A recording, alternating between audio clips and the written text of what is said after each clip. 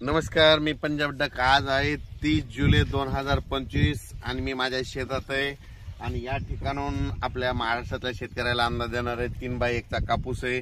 आजच्या 49 दिवस झालेले आहेत। एकदा खत दिलेलं आहे, एकदा खत दिलेलं, दोनदा खुरपीला, दोनदा पाळी घातली आणि या ठिकाणून शेतकऱ्यासाठी अंदाज देणार आहे। राज्यातल्या सर्व शेतकऱ्याला सांगू इच्छितो की राज्यामध्ये सांगायचं झालं तर आज आहे 30 तारीख आणि 1 तारखेपर्यंत म्हणजे 1 ऑगस्ट पर्यंत जळगाव जिल्हा, धुळे जिल्हा, नंदुरबार जिल्हा, नाशिक, कळवण, त्याच्यानंतर अहिल्यानगरचा काही भाग, इकडे वैजापूर ह्या भागामध्ये म्हणजे आणखीन 2 दिवस मध्ये थोडा भाग बदलत विखुरलेला स्वरूपाचा पाऊस पडणार आहे। म्हणून उत्तर महाराष्ट्रातल्या शेतकऱ्यांनी हा अंदाज लक्षात घ्या। खास करून म्हणजे आज 30 जुलैपासून ते 1 ऑगस्ट पर्यंत नंदुरबार, धुळे, कळवण, नाशिक, सटाणा, नंदुरबार, त्याच्यानंतर आपलं अहिल्यानगरचा काही भाग इकडला म्हणजे उत्तरेकडला, त्याच्यानंतर बुलढाणा जिल्हा, अकोला, परतवाडा ह्या पट्ट्यामध्ये एमपी बॉर्डरचा म्हणजे अमरावती ह्या पट्ट्यामध्ये आणखीन 2 दिवस मध्ये थोडं पावसाचं वातावरण राहणार आहे। सर्वदूर नाही पडणार पण भाग बदलत पडणार आहे, म्हणून हा अंदाज लक्षात घ्या। पण राज्यात सांगायचं झालं तर पूर्व विदर्भ आणि पश्चिम विदर्भ, त्याच्यानंतर आपण काय करू, मराठवाड्याकडू।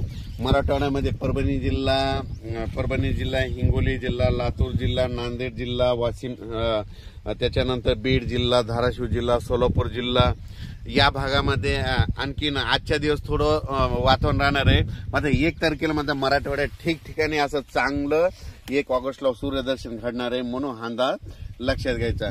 त्याच्यानंतर आपण वळू पश्चिम महाराष्ट्राकडे। पश्चिम महाराष्ट्राकडे देखील आज आणि उद्याचे दिवस सरी त्या चालूच राहतील, पण 2 तारखेपासून तिकडल्यामध्ये पश्चिम महाराष्ट्राकडे 2 ऑगस्ट पासून तिकडे देखील चांगलं सूर्यदर्शन होणार आहे, म्हणून डाळिंब शेतकऱ्यासाठी आनंदाची बातमी, म्हणून द्राक्ष शेतकऱ्यासाठी आनंदाची बातमी।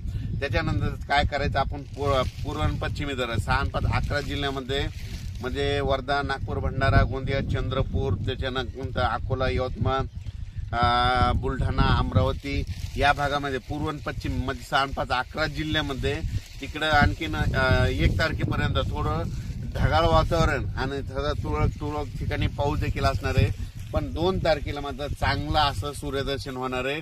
2 तारखेपासून ते 8 ऑगस्ट पर्यंत चांगलं सूर्यदर्शन घडणार आहे, म्हणून तुम्ही ती शेतीची कामे आटपा। त्याच्यानंतर कोकण म्हणजे सांगायचं झालं तर सांगली, कोल्हापूर, सोलापूर, पुणे हे कोकण पट्टीचा पाऊस मात्र त्या सरी मात्र 10 मिनिटाच्या 5 मिनिटाच्या कोकणातल्या सरी चालू राहतील, म्हणून हे लक्षात घ्या। त्याच्यानंतर कर्नाटकमध्ये बेळगाव, निपाणी त्या भागात देखील म्हणजे सरी थोड्याफार येणार आहेत, म्हणून कर्नाटकच्या शेतकऱ्यांनी हे देखील अंदाज घ्यायचा।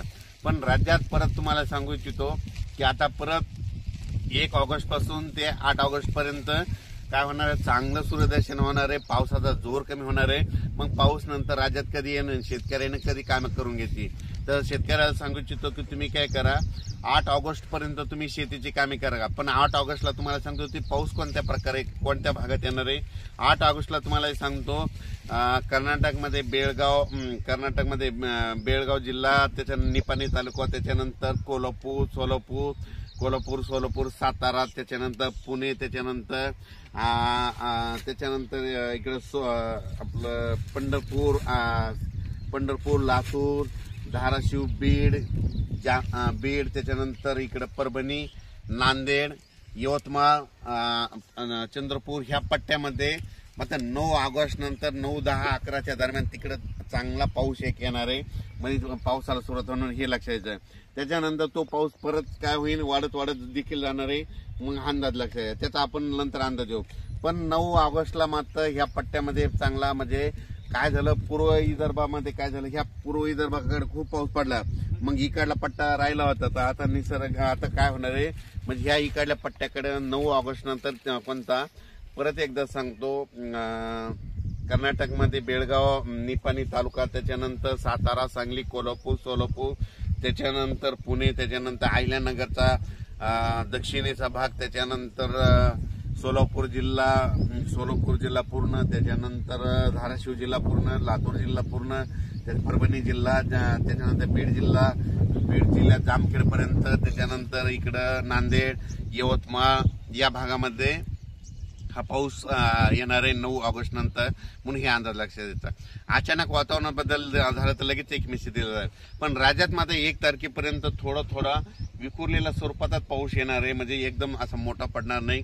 अर्ध्या तासाचा, 1 घंट्याचा, म्हणजे 20 मिनिटाचा, 5 मिनिटाच्या अशा सरी मात्र आणखीन 2 दिवस वातावरण राहणार आहे. जालना जिल्ह्यात देखील आज देखील बऱ्याच ठिकाणी थोडा विखुरलेल्या स्वरूपाचा पाऊस पडणार आहे. संभाजीनगरकडे विखुरलेल्या स्वरूपाचा पाऊस पडणार आहे. अहिल्यानगरकडे विखुरलेल्या स्वरूपाचा आणखीन 1 ऑगस्ट पर्यंत पाऊस पडणार आहे. बुलढाणा जिल्ह्यामध्ये 1 ऑगस्ट पर्यंत विखुरलेल्या स्वरूपाचा पाऊस पडणार आहे. अकोला जिल्ह्यात विखुरलेल्या स्वरूपाचा पाऊस पडणार आहे. अमरावतीमध्ये 1 ऑगस्ट पर्यंत राहणार आहे. त्याच्या हा अंदाज सगळ्यांनी लक्षात घ्यायचा. पण राज्यात मात्र 2 तारखेमध्ये 2 ऑगस्ट पासून चांगला असं सूर्यदर्शन दिसेल. म्हणजे चांगला असं सूर्यदर्शन होणार आहे. आणि सध्या शेतकऱ्यांना सूर्यदर्शनाची गरज आहे, म्हणून हा अंदाज खास करून माझ्या शेतातून दिलेला आहे. परत उद्या एक अंदाज दिलेला जाईल. अचानक वातावरणात बदल झाला तर लगेच एक मेसेज दिला जाईल. धन्यवाद.